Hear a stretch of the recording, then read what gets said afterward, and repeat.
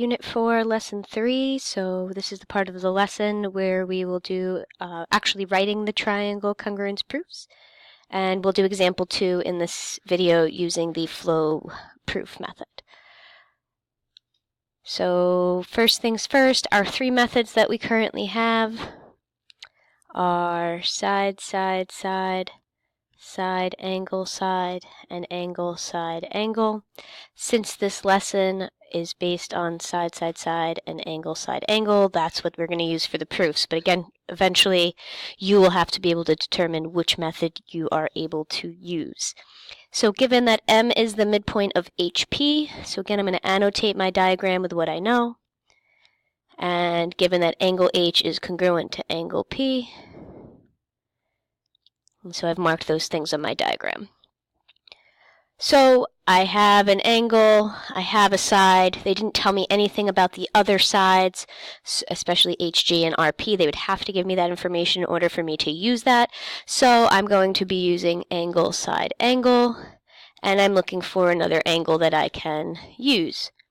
So if we notice we have vertical angles here, so I'm going to call this 1 and 2. And we know that those will be congruent.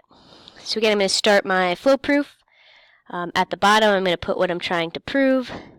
Triangle GHM is congruent to triangle RPM.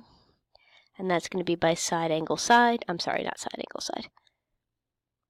That is going to be by angle, side, angle. And so let's start building here.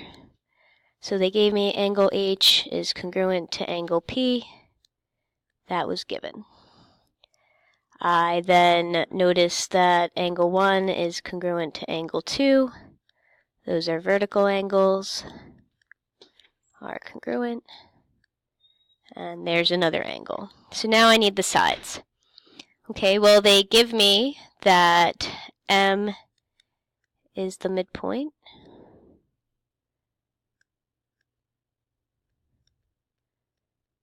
Of HP. That's given. And so we know that HM is congruent to MP, and that is definition of a midpoint.